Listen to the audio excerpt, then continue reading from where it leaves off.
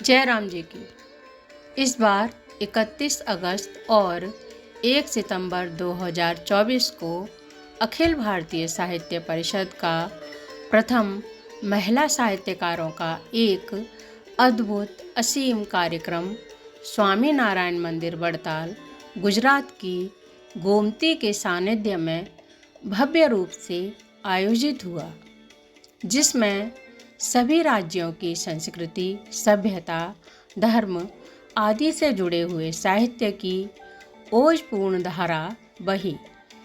आइए आप भी इस विराट साहित्य सम्मेलन की गोमती में डूबते तैरते हमारे साथ गोते लगाइए। धन्यवाद।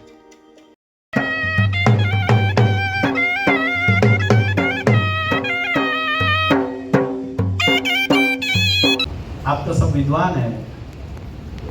और जब बड़ी हुई, बड़ी माने हमारे नजरिए से बड़ी नहीं, उस जमाने की बड़ी, 7 साल की, तो भृगु ऋषि ने सोचा कि मेरी बच्ची बड़ी हो रही है, मैं ऋषि हूं, मैं इसके कल्याण के लिए सब कुछ कर सकता हूं। लेकिन गुजराती में कहावत है, पालकी माँ कान विंदे, उसकी माँ को दया होती है, वो ये नहीं कर सकती। तो सोचा कोई अच्छे संत से इसका मिलाप करवा दो, तो नारद जी को बुलाए अपने आश्रम में। नारद जी को बताया कि मेरी बच्ची बड़ी हो रही है, आप इसके गुरु बनिए। हमारे पूरे पुराण, इतिहास और साहित्य में हम नजर करेंगे तो पता चलता है कि नारद जी का जिसको जिसको संपर्क हुआ है, वो अध्यात्म मार्ग में सभी सफल हुए हैं और परमात्मा प्राप्ति तक पहुंच सके हैं। तो नारद जी को गुरु बनवाया। नारद जी ने पूछा, बेटा क्या तेरा संकल्प है? तो उस समय तो पायलट डॉक्टर का संकल्प होता नहीं था, भगवत प्राप्ति का ही संकल्प होता था, अच्छी शादी का संकल्प होता था। तो बताया कि मुझे परमात्मा की प्राप्ति करना है। बेटा होगी, तेरा संकल्प अच्छा है, होगी। अगर जल्दी से करना हो परमात्मा की प्राप्ति तो हिडम्बा वन में जाओ, बद्री वृक्ष के नीचे तपश्चर्या करो, तो जल्दी से नारायण मिलेंगे। ओम नमो नारायण नाम का मंत्र दिया। जहां पर हमारा मंदिर स्थित है, ये मंदिर कमलाकार मंदिर है, क्योंकि लक्ष्मी जी की प्रधानता वाला ये मंदिर है। पूरे गुजरात में लक्ष्मी नारायण मंदिर इतनी बड़ी स्ट्रक्चर से नहीं है कहीं। तो लक्ष्मी जी ने 10,000 साल तक तपस्या किया, नारायण प्रसन्न हुए, शरीर सूख गया था। तपस्या में ऐसा ही होता है, शरीर सूख गया था। नारायण ने बताया, देवी इतनी कठोर तपस्या क्यों की? बताया, हमारे 2 संकल्प है। एक संकल्प, आप हमारे साथ शादी करो। नारायण बोले, तथास्तु। दूसरा संकल्प, हम दोनों शादी करके यहीं रहेंगे। नारायण ने कहा, तथास्तु।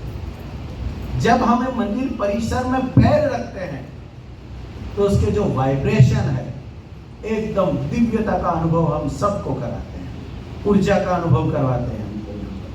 तो कमलाकार मंदिर में, लक्ष्मी जी की तपस्या में, जिन्होंने साहित्य के लिए अपना जीवन दे दिया है, ऐसे आप सब महिलाएं, माने विद्वान महिलाएं, विदुषी, उनका यहाँ सम्मेलन होना वड़ताल मंदिर के लिए बड़े गौरव की और सम्माननीय बात है। बड़ी अच्छी बात है हम सब के लिए।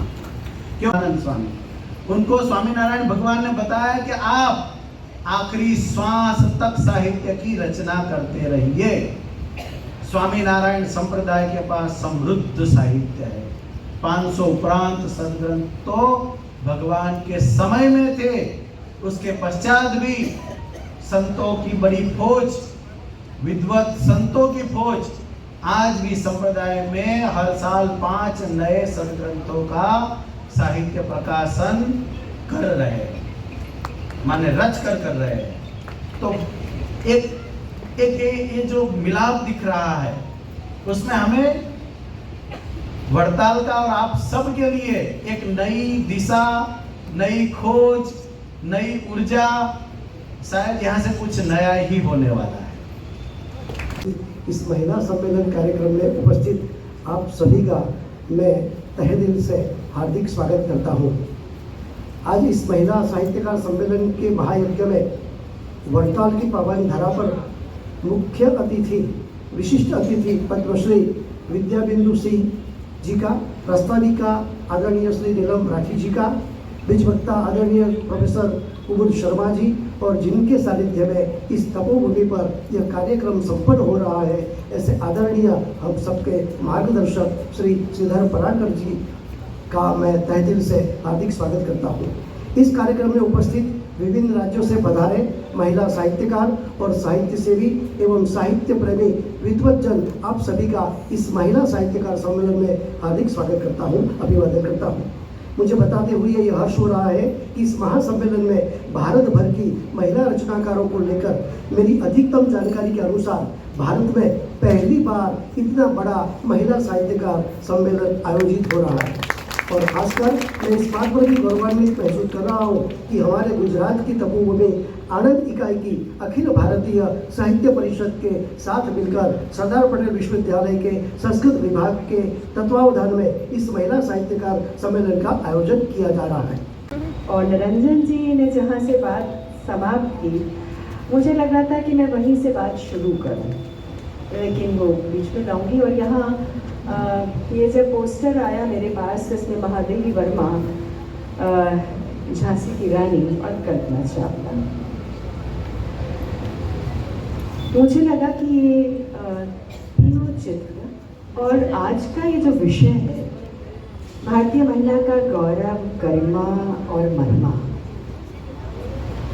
मैंने सोचा कि ये विषय साहित्य परिषद ने क्यों लिया है। निश्चय इसका कोई महत्व होगा, और मैं कहूँ कि सचमुच ये बहुत महत्वपूर्ण विषय है। महत्वपूर्ण इसलिए है कि जब भी किसी देश के सम्मान का, उस देश की गरिमा का सवाल आएगा, तो उसके साथ उस देश की स्थितियों, उस देश की महिलाओं की स्थितियों, उनके स्वाभिमान, उनके सम्मान का सवाल स्वयं ही उससे जुड़ जाएगा। जी आए